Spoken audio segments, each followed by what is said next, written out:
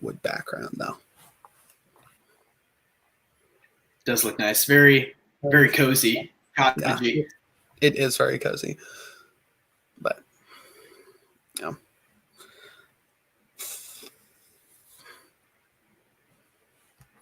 I'm gonna pull up the Facebook feed as well. Smart man. Just because you can't actually see how many people are watching in StreamYard. Or at least I can't. Maybe I'm just not knowing what I'm doing.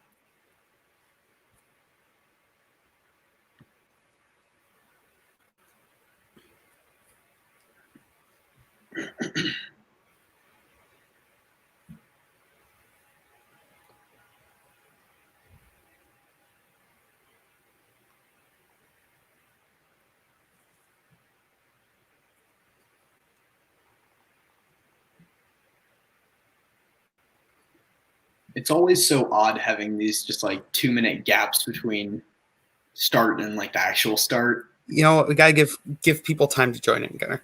I know. I know. It makes sense. It's just a little uncomfy. Yeah, well, I'm sorry.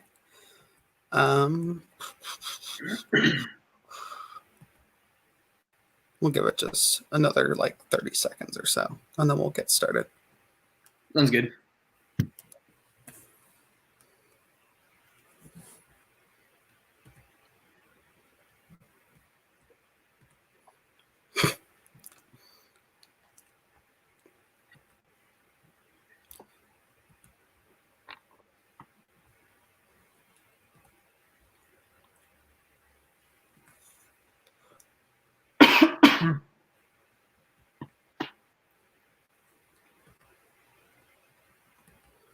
All right. We'll just go ahead and start. It's being recorded on here anyways, so people can come back and watch it later. Super exciting. But yeah, we'll just get started then. Hello, all. If you're watching this live or you're watching this some point in the future, thank you for tuning in to watch this.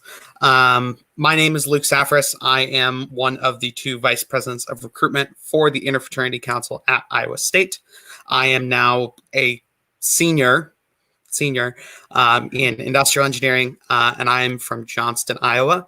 And fun fact about me, I have a 3-legged cat whose name is Tripod. That's my fun fact. That gets me every time. All right, hey y'all. My name is Gunnar Maddock. I am the other VP of recruitment for IFC. I am actually going to be a 5th year now. I'm double majoring in psychology and biology, and I am from Glen Ellen, Illinois. And my fun fact, I'm going to switch it up this week. I'm going to get creative for you guys. I studied at the National Sea Turtle Conservancy and worked there as well in Costa Rica. Okay, that's all right. That's just a flex. That's fine. Whatever. Cool. All right. So today, if you haven't watched one of these before, today we're going to just talk a little bit about the Interfraternity Council as a whole, cover some of the major topics surrounding the Interfraternity Council, and mainly talk about recruitment, since that is our specialty. We're going to talk a little bit about how you can get involved with this community here at Iowa State, involved in our council in particular. We have 4 councils overall across the community. Each of them is doing their own live streams throughout the week. And then we also have a all community live stream every Monday, which you could check out either this coming Monday or the next Monday as well, which will give you a bit of information about all 4 councils. But today we're going to talk mostly about the Interfraternity Council. So the Interfraternity Council at Iowa State consists of 30 chapters. These 30 chapters are spread out across our campus and across our community. 28 of these chapters have chapter facilities where the members of that organization will spend their time, will live there, hang out there, do a bunch of different activities in that facility, probably eat there as well. And then we have 2 chapters that are not in chapter facilities. However, these organizations are the same in every way. They still have chapter meetings. They still have all sorts of engagement with community activities. They just don't have a chapter facility where they do that. And some chapters prefer it that way. They'll often use spaces around campus as well to do those engagements and do those activities instead, since they don't use a chapter facility. But the lifestyle of the individuals in those organizations is very comparable to those that live in chapter facilities. Still have amazing members in those organizations. But the overall goal of our council as a whole is to build our members into better men and better citizens of the world in many different areas. Every chapter in our community is going to have a set of values that will be unique to that organization, and then they will have the community values as well, which they live by. And our goal is to grow all of our members in those areas as much as they can, to put them out into the world so they can be more successful once they have entered out into the wider world. Also, I didn't mention at the beginning, there is a bit of a delay on this live stream. So if you have any questions, drop them now or drop them as we're going, and we'll answer them either while we're talking or towards the end. But Gunnar, do you want to talk about bidding? Yeah. So before we go and dive into the 2 main methods of recruitment, I'm going to go and just cover the general process of what bidding looks like at Iowa State. So to go and generalize it, the general process typically looks like this. So a potential member or a P&M. So basically, if you're watching this and you're interested in joining a fraternity, you carry the label of a potential member, in other words, a P&M, just to clarify that, because we'll probably be using P&M throughout this recording. But what this looks like is a chapter recruitment chair and or representative of that chapter will end up meeting with a P&M a few times. And if that chapter recruitment chair feels that that P&M would be a good addition to that chapter, they'll extend a bid. That's typically how it's covered, and what the bidding process looks like for the informal process. But through the formal process and structured events, it's typically you'll be continually reinvited to a certain chapter, and that's how they note their interest. And then by the end of it, they'll go and extend you a bid if they would like to go and have you be a part of their chapter. So that being said, there are 2 kinds of bids. So there's the general bid card, which is the blue bid card. So this is basically just going and stating that you're choosing to affiliate with a specific chapter. So it's once you've gone through the process or you found a chapter you feel very comfortable with, you'll say, hey, I want to be a part of this chapter. You'll go and note a bunch of general information. You'll go and sign off on a media release so we can use your image on our medias. You'll also sign a zero tolerance hazing policy, because that is the policy for that. We do not tolerate hazing in the slightest. And then also an academic release, so your chapter can do your academics, and also so we can do cumulative grades for fraternities across the Interfraternity Council. So that's just the general blue bid card. And then in addition to that, there's the chapter-specific bid card. And what that looks like is, this is more of a formality than anything. This varies from chapter to chapter. Some chapters do it, some chapters don't. Usually, it's just a smaller bid card with that chapter's crest, some signatures from leaders within the chapter stating they believe you'd be a great addition to that chapter, and it's something for you to hold on to, and some memorabilia for you to have from that experience. Yeah.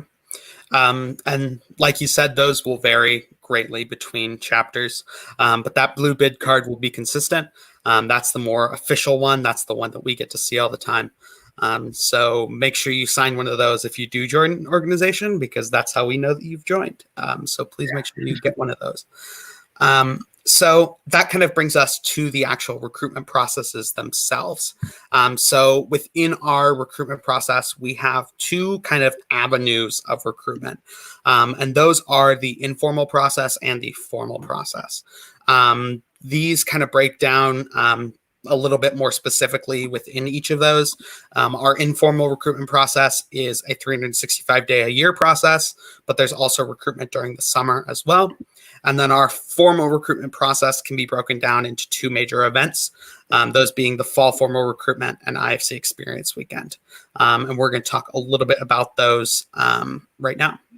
Yeah. So informal recruitment is actually, this is pretty rare. Usually formal recruitment is the major method of recruitment for major universities. But at Iowa State, informal is actually where the majority of people end up joining fraternities, at least for the Interfraternity Council. So what informal or 365 recruitment entails is essentially individual chapter outreach and summer recruitment. So summer recruitment typically looks like something along the lines of chapter recruitment chairs going and shooting you a text or cold calling you, getting into contact with you, gauging your interest, and then from there meeting with you individually, giving you chapter or facility tours, and then just any additional outreach or meetings in that regard.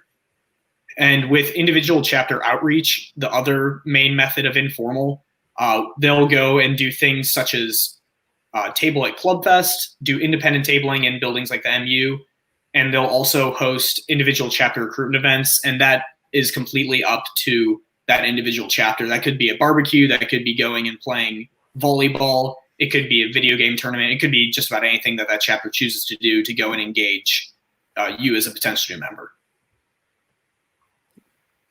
So that moves us into that covers pretty much the informal process. Now we're going to talk about our formal process. And the major difference between those two is just sort of how you get to interact with chapters. So in an informal process, you are kind of at your own pace interacting with chapters. But the formalized processes are a lot more specific and a lot more guided by us as a council, just to give options to those individuals who maybe, if you were like me, were too scared to just sort of send an email to ask about recruitment. I actually went through one of the formal processes when I started looking at organizations. So the first major one in this camp is the fall formal recruitment event. This is kind of a new event for us. We've had an event like this in the past, but we've actually made some updates this year and made some changes to the event to kind of account for all of the things that are going on right now. We've been making changes even within the last week. We've just been completely changing the process around. So just trying to adapt and make sure that we follow those health and safety guidelines as much as possible. But the main framework of this event is going to look like the following. It's going to be a week-long event, and you're going to get the opportunity over this week to interact with all 30 chapters within the council in some manner. This may be just through watching videos about the chapter, or this may accumulate in longer term chapter visits throughout the week. So this consists of multiple rounds as well. So you'll visit each chapter multiple times throughout the week. And you won't visit each chapter, excuse me. You'll start with all 30 chapters. You will get an opportunity to watch short videos about each chapter. From there, you are able to use a selection process to pick your top 13 chapters and then rank the rest of them. And then we have a computer algorithm that's going to take your preferences as well as the preferences of the chapters that you visited or you interacted with. And we're going to match you with chapters, and we're going to build you a schedule each day that will take you back to chapters that you were interested in and chapters that were interested in you. We call this a mutual selection process. And this whole process kind of comes together by the end of the week through multiple rounds to the point where you are able to actually get assigned one bid. I know I put up two, but one bid that can be accepted at that point. Or if you would like to continue in an informal process, that is potentially an option for you as well. However, we do encourage you, once you get to the end of that week, to kind of trust the process and trust that you have been assigned somewhere that's going to fit really well. Because if you like them enough and they like you enough, then ideally that's going to really mesh well together once you actually join the organization. Dates for these are tentative because the university has chosen to move up the school year a week. We are currently looking at different options for how to change the event a bit so that it's not interfering with classes at all.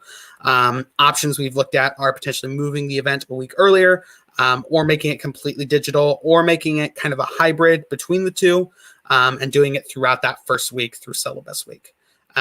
We don't have an answer as to what that's going to look like yet, but as soon as we know what that is, we'll be sharing it on all of our social media and on these live streams. So please keep an eye on those social media pages for updates about that event. But we encourage you to sign up for the formal recruitment event. We will throw the link to it. It's been thrown in the chat that you can see. Take a look at that. You can sign up at that link and get involved in that recruitment process. So we encourage you to sign up for that. Yeah, so like Luke had mentioned, with the formal process, there are two major events. One hosted in the fall, like he had mentioned, and another in the spring. So the second major event is IFC Experience Weekend. This is a semi-formal event, which typically occurs at the end of March. What this usually is an event that spans over a weekend because most students are still in session. So what this will look like is usually we have the event run through a Friday night through a Saturday night. So initially you'll have that Friday night, you'll have the opportunity to go and talk with all 30 chapters and figure out which ones you'd like to preference. You preference a select amount, and then the next day you'll go and be able to get a house tour or a facility tour of every single house you had preferenced, and or be able to meet more of the brothers that compose that chapter depending on what their situation looks like. From there, you'll go and just have the opportunity to have a reconnect session and meet up with all of the recruitment chairs, even ones that you maybe hadn't preferenced initially, and be able to gather more contact information. And then some people even sign during that. So this event is open to current students and incoming students.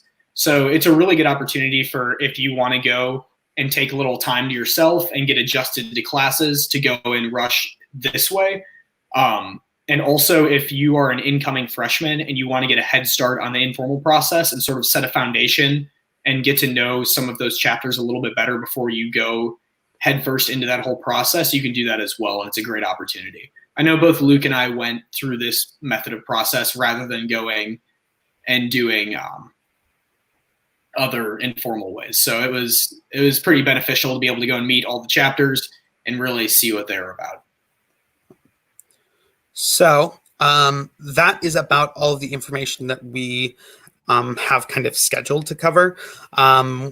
We encourage you all to drop any questions you may have in the chat down below, and we will answer them to the best of our ability.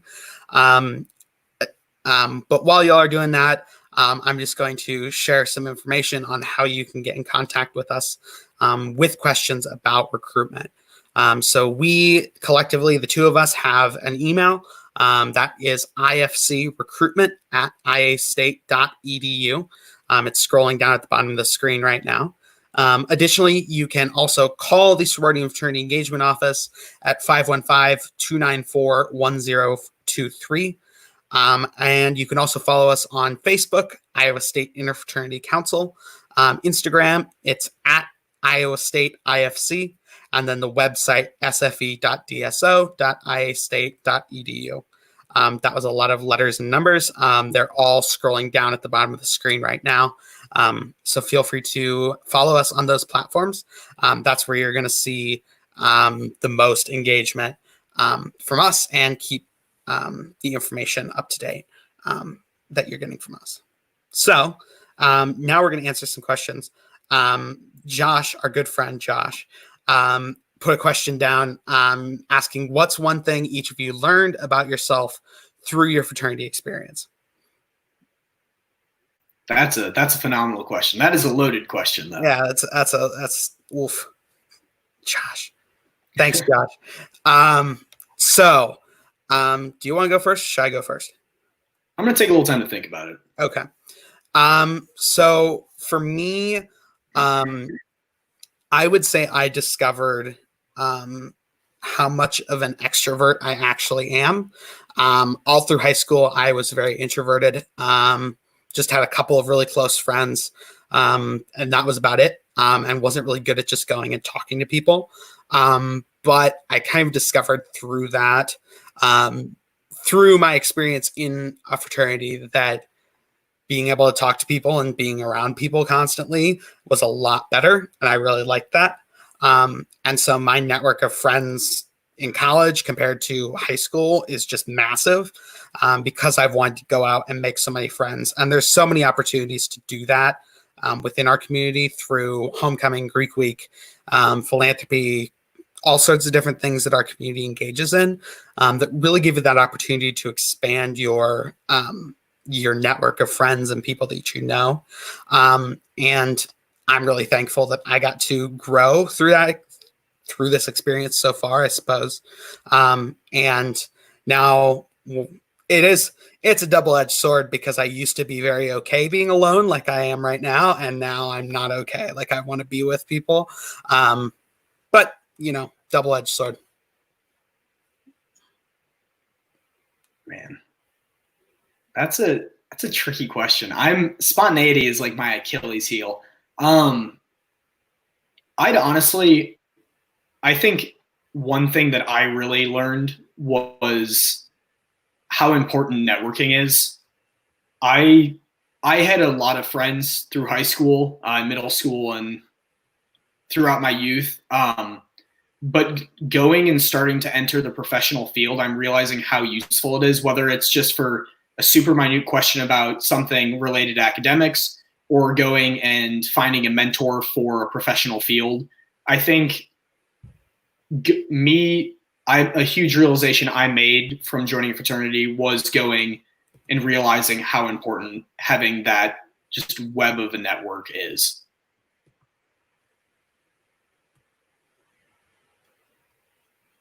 Good stuff.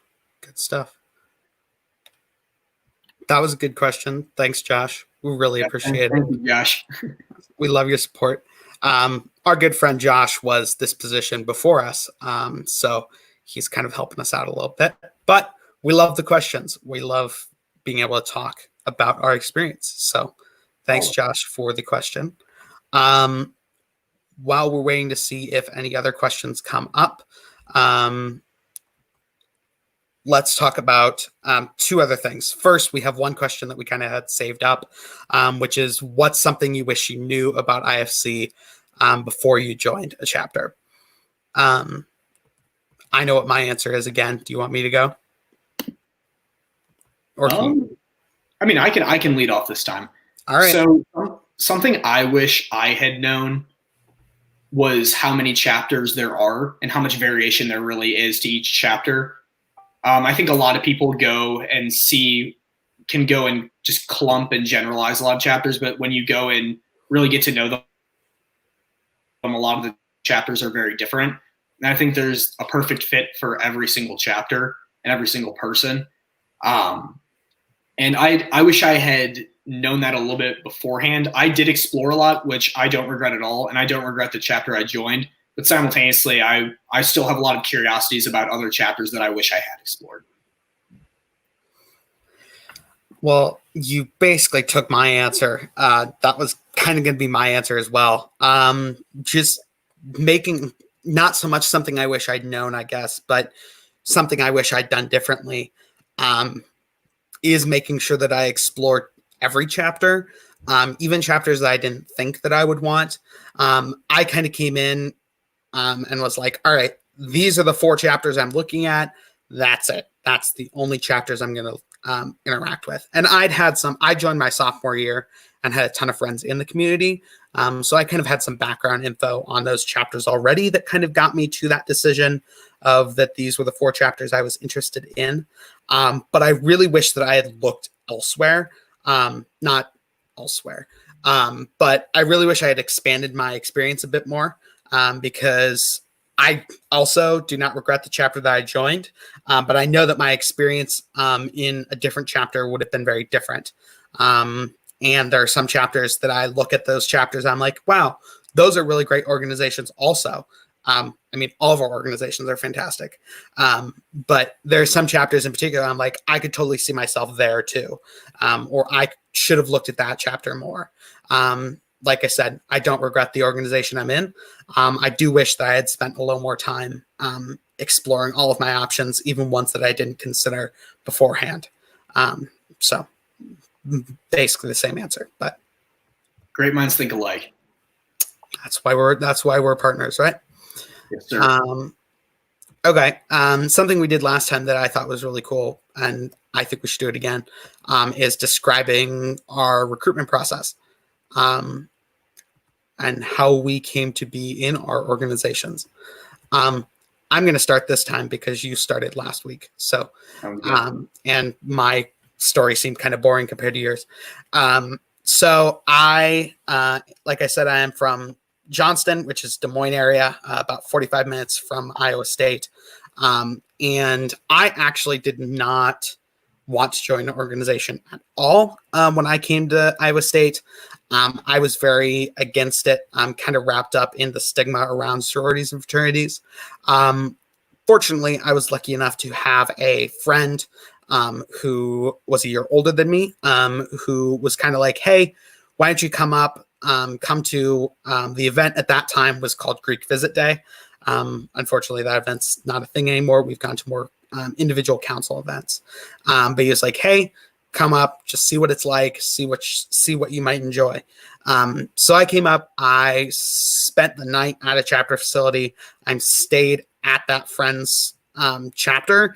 And I only talked to him the whole time and didn't speak to anyone else in the entire community. So obviously I did not get a bid from any chapters during that event. At that point, I realized I kind of had some growing to do before I was ready to take that on. Because like I mentioned earlier, I was super introverted when I was younger, in high school even. At that point, I was still pretty introverted. So I took a year, came in freshman year, got involved in some other amazing opportunities, such as being a cyclone aide that really expanded my ability to talk to people. And that's not to say that you need to be a social wizard to join an organization. That's not 100%. That's not true at all. That's just kind of how, with my process, that's what it needed to be. So I became a cyclone aide, met some more people who were already in the community, and they really encouraged me to kind of get involved again, try and get involved again. So I came back, I went through the IFC Experience Weekend event, really got engaged with those 4 chapters that I said I was interested in. And 2 of them in particular, I really started getting close to. Spent a long time going back and forth. And I eventually signed in the middle of June, I think, with one of the organizations. And now here I am. So little out of the ordinary because I didn't join as a freshman, which is A-okay. But if you want to join as a freshman, that is what most people do. If you want to join as a junior, if you want to join as a senior, those are options. So, yeah, great story. Thank you, Luke. So my joining process was a little different, similar but a little different. So I grew up. So my dad was in a fraternity, and so I grew up hearing all these amazing stories about the lifelong friends he'd made, the amazing memories, yada, yada, yada. And it really had an impact on me. So I knew coming into college that I wanted to join a fraternity. And so I actually, my fun fact usually covers this, but I transferred from Colorado State University. So I transferred to Iowa State 2 years ago now, right after my sophomore year at CSU. So I remember I went to the initial tabling event. It was very similar to how we host it. It was a little bit more informal. It was just a singular event rather than tying into a huge formal event. But I showed up, about all 30 chapters were there. And I remember walking up, I was really confident. I was super excited. And I remember turning that corner and looking in, and there were 5 fraternity members per table per chapter. So it was just this huge group of fraternity men. And I was petrified. I was super scared. I almost walked away. I was like, you know what, maybe I can rush another time. Maybe I can do something else. And then I thought, you know what, what's there to lose? You're here. Let's do it. Like, what could go wrong? So I walked in. I talked to a large I talked to almost all of the chapters, and I was able to go and single out probably 12 or so that I really enjoyed. And from there, I remember, so the way Colorado State did it was when you were extended a bid, you had a 3-day period to decide whether you want to sign with them or not, and that it was negligible. And then it was up to that chapter to go and re-extend. And I ended up going and getting 10 bids. And from there, I was able to go and drop it from 10 to 5 to 5 to 3 quite easily. So by 2 of the top 3 of my choices were both extended bids to me within the same hour of the same day. So I had basically the same start time and decision time for those chapters. And I remember sitting there. I ended up going and waiting until the last hour of my 3-day period, and I couldn't decide. Both chapters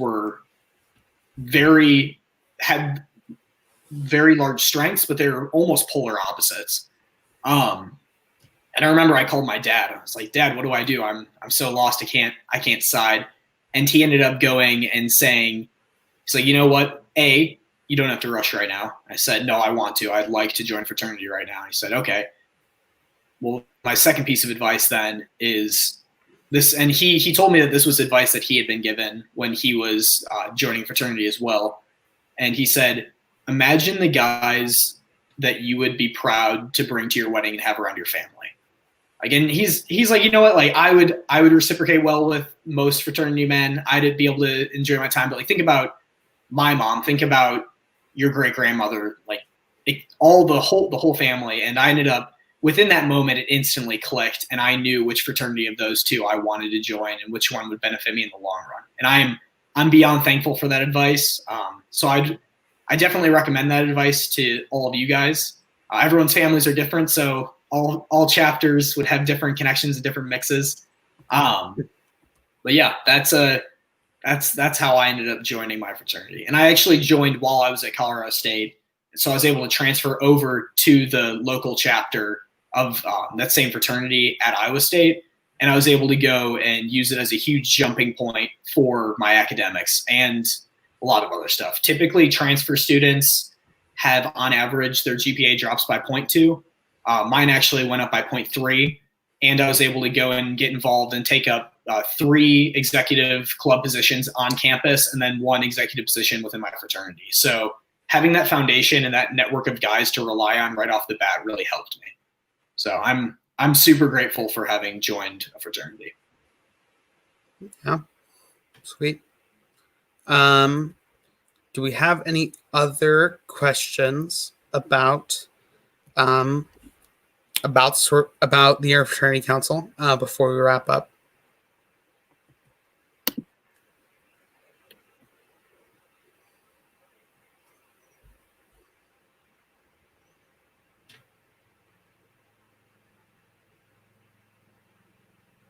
It's hard with the delay too. Like, I don't know. Yeah, it's challenging. Yeah. Well, I think we're going to end it here. If you have any more questions, keep posting them down in the comments, and we will come back through and answer them in replies. But thank you all for tuning in or watching this later. And we hope to see you all at Iowa State this coming fall. So, yep. Have a wonderful weekend, you guys. Yeah. See y'all.